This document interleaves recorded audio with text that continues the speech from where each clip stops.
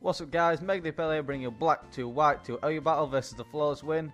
He has a YouTube channel and his channel link will be down in the description bar below, so feel free to go check him out after the battle.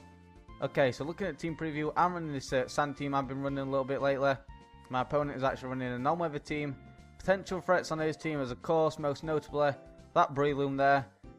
But I do have my Latios for that, so I'm going to have to keep him around. Basically just to deal with that Breloom, but I mean it's still going to be a threat. Looking at his team also, I do realise my Keldeo can do a lot of work to his team and potentially sweep. So that was the game plan going into it. So I am going to have to get rid of that Starmie because I can't really touch it. Especially if it's more a defensive variant of Starmie.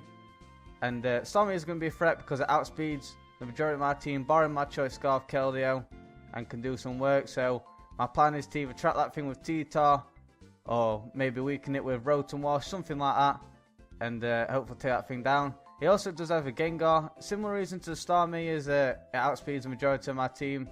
Once again, barring my choice Scarf Keldeo. And once again, I do have my T-Tar for that. So basically the plan is for T-Tar either Pursuit Trap either the Gengar or the Starmie. And the corresponding one, hopefully weaken it down to the point where I can just take it out of my Keldeo. So that's the game plan going into the game. So alright, let's just get into it. Let's go. I'm just going to lead out my Rotom, predicting to lead out his Landorus, as he's going to predict me to lead out with a Tyranitar, expecting me to want to get on my weather as soon as I can, but that's not going to be the case. It does in fact lead out with his Landorus, so right off the bat I'm just going to go straight for that Will-O-Wisp, because I know he's not going to want to stay in, take potential Hydro Pump, and I actually predict him to go into the Breloom here, but he actually brings in his Rotom. After the burn damage, I don't see no lefties, so just going to stay in, kind of scout out what he goes for, see what set he's running. And he actually goes for Thunderbolt, so I'm leading to believe this thing's more a choice variant. I'm just going to Volt Switch on out of there, get some nice damage on this thing in combination with the burn. To bring it down to range where a Secret Sword from my Keldeo hopefully should be able to take this thing out. And seems I believe this thing is locked into Thunderbolt, I'm going to send in my Landorus, use this time to get my Stealth Rocks, as he makes a good switch, goes into his Starmie actually, can potentially take me out with Ice Beam, Hydro Pump, or even Rapid Spin. But that's cool with me, I'm just going to go into my Tyranitar, try and trap this thing. It actually makes a good play. It double switches into the Breloom, predicting the Tyranitar switch, knowing that it is Starmie's the only thing that can potentially take a hit from my Keldeo and stop that thing from potentially sweeping later on. So what I'm actually going to do is go into my Latios now, because the best thing I have for my Breloom, like I did mention. I'm actually going to use this thing as Sleep Fodder. My Latios may seem like a weird Sleep Fodder, but I am actually in fact running a Sleep Talk on this thing with Draco, Inner Power Fire and Side Shock, all moves which would OHKO from this range. But he switches out as I just go for that Sleep Talk. It goes into his Landorus. I'm not too sure why, maybe I predicted a double switch something.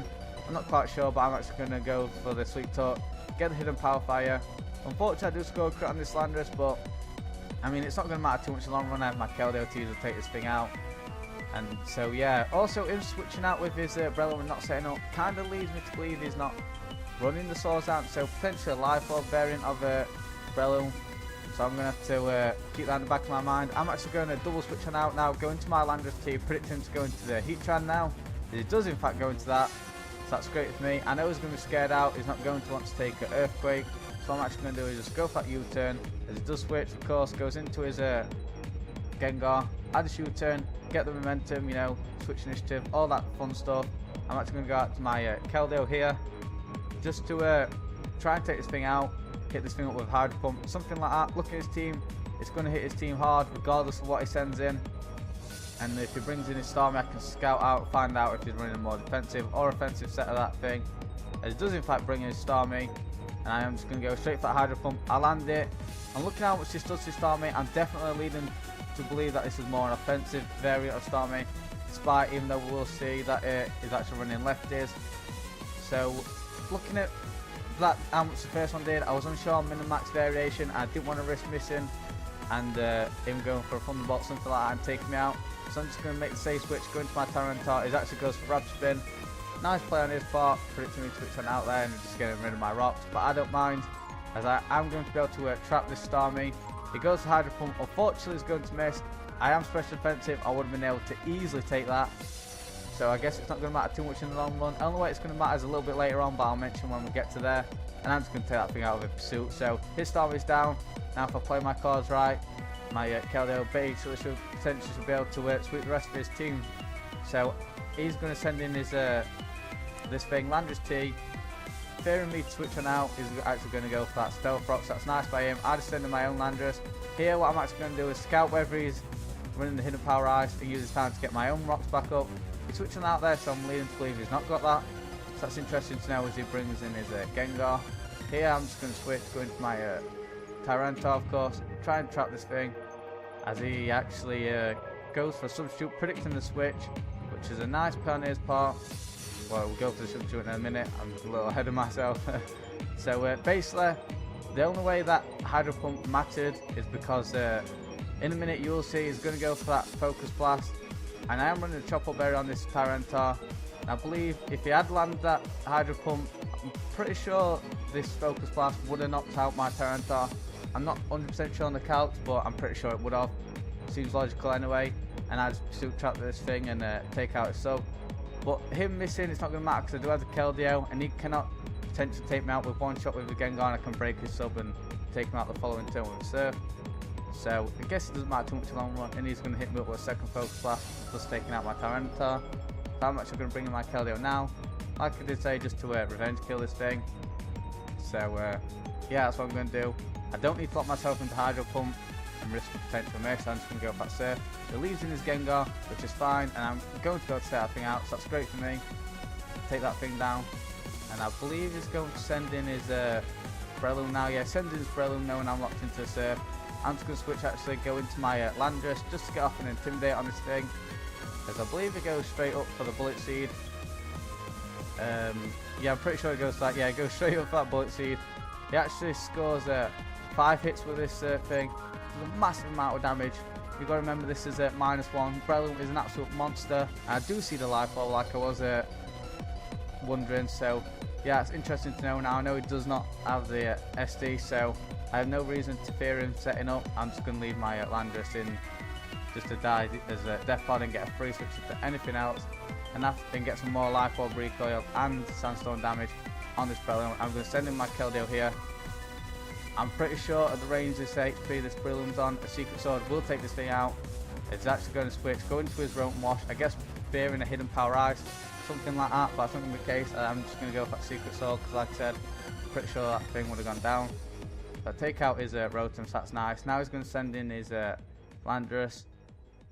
And yeah, after self-rock damage, a Secret Sword will be able to take this Landorus out, so I'm just going to go for that.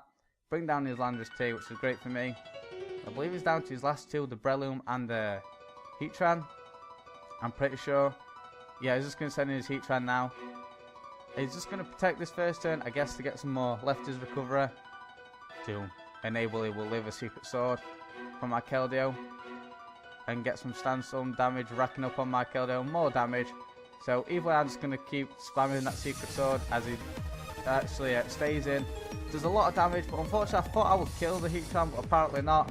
Those HP investment, 252 HP investment is going to enable him to live that. He's going to indulge me with a Toxic, so that's pretty nice for him because he's going to get Toxic damage racking up in combination with the Sandstorm damage, and it's eventually going to take out my Keldeo. As you will see, he's just going to protect, just to stall, rack up more damage like I did say, and I'm just going to try and take this thing out with a Secret Sword, and hopefully the Breloom didn't when this thing gone down. But looking at all the Toxic damage racking up, it doesn't seem to be that case, and he's actually going to go for double protect. Even if he did score double protect, it doesn't matter. I could just go into my Chomp, either take this thing out with an EQ and take his Breloom out with an Outrage, something like that. So him scoring double protect doesn't bother me, and I'm just going to go for that Super Sword and take his Heatran down, but it's going to be a double down, so I'm going to send in my Latios as he's down to his last. His Breloom. So like I did say, Sleeping Latios, no matter what I get from the this Sleep Talk, I'm either going to take him down to go for Mach Punch, I guess hoping for a crit or something, but either way, he can't take me out, and I can just go for that Sleep Talk, actually get the Hidden Power Fire once again, and I'm going to take out his Breloom. It's pretty nice. I believe this was a 3-0 in my favour, but yeah, GG the Flawless Win. Pretty fun battle, hope you guys all enjoyed. If you did, be sure to leave a like rating, comment down below, subscribe for more, all that fun stuff. Don't forget to check out the Flawless Win. His channel will be in the description like I did mention. Also, don't forget to check out my latest battle. Alright, see you later guys, bye.